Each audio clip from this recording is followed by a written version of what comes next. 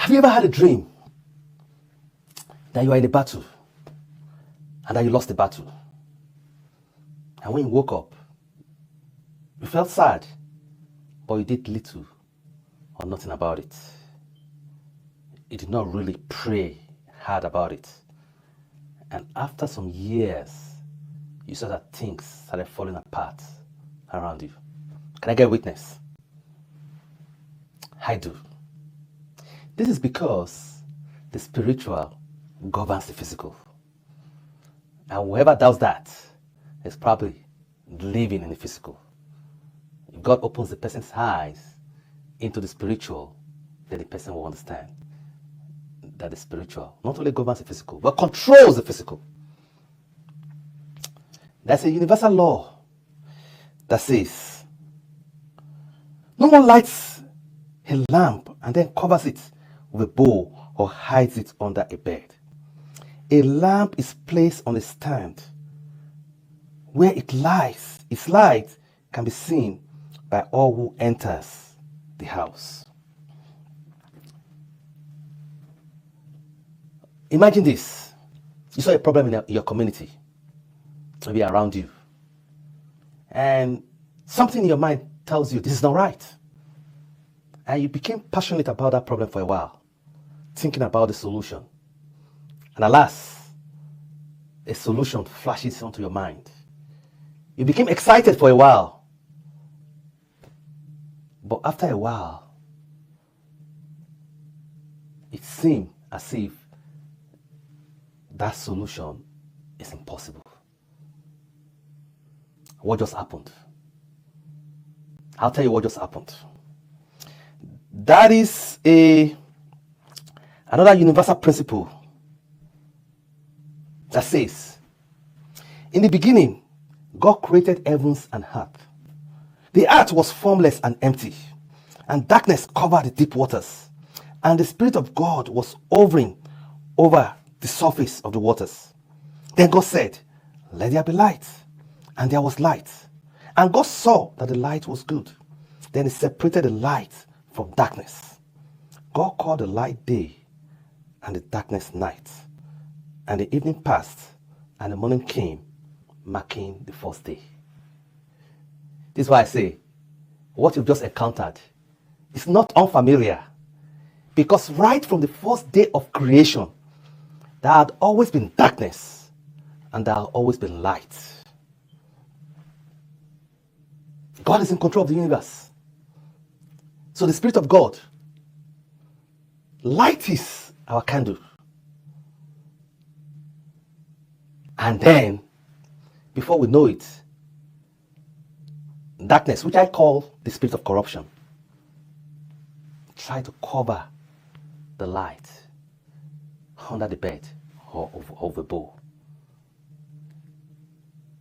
This to tell you that whatever spirit is dominating in your mind has the upper hand to determine the outcome you get, whether you get abundance or you get lack. The spirit of light is, however, gentle. It shines upon darkness. And that's the idea that flashes in your mind, that you have a solution to this problem. Then the spirit of darkness, which has not really gone away, comes back and tells you this idea is impossible. Abundance is a spiritual consciousness. That is why I'll say abundance or lack is a spiritual warfare. We're in spiritual warfare, whether we accept it or not. If your spirit is getting an upper hand, that is, you have a control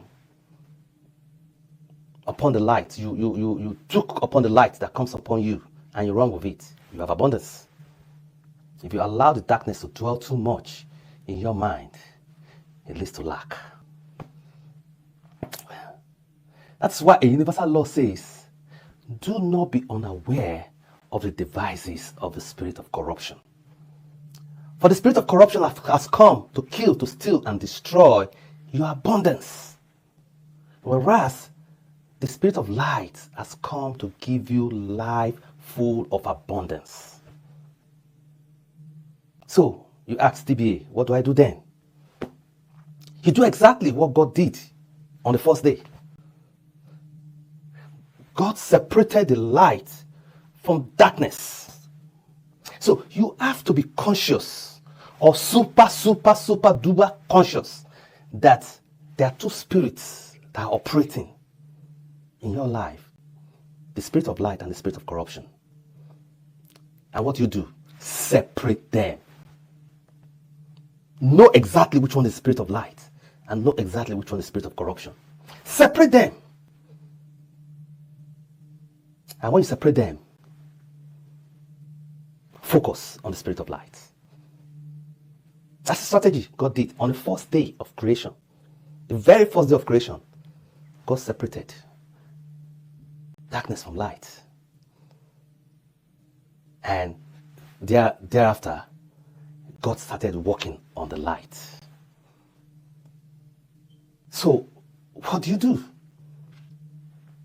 Whenever you see a problem that your gift, which God has deposited inside you, can solve, be aware, super aware, that darkness will come to steal that idea. How does it steal? It covers it with a bow.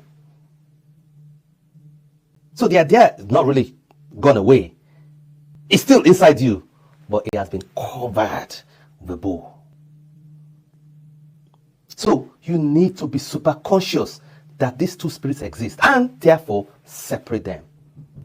And after you have separated them, concentrate on the spirit of light. Concentrate on that idea that it is possible. Because whatever your mind is able to concentrate on is what happens, is what takes upper hand, is what comes to reality.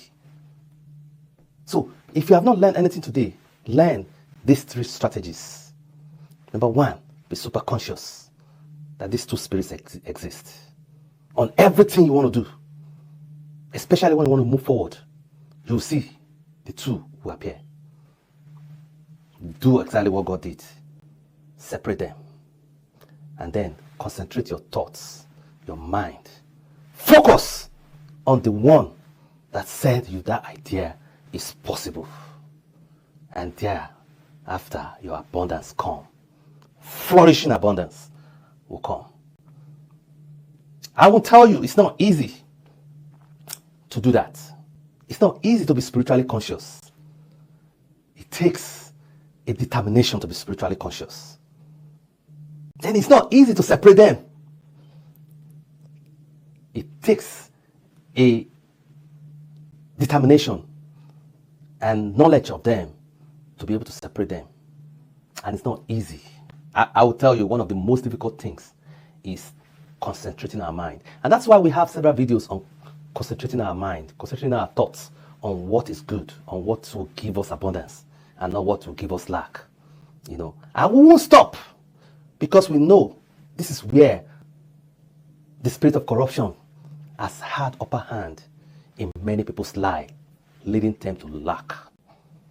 And that is why we have especially called to give you an insight into the light, to give you abundance. So we won't stop.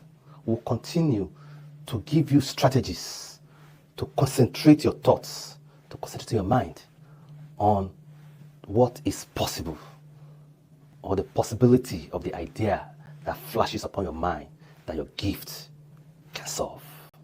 See you next time.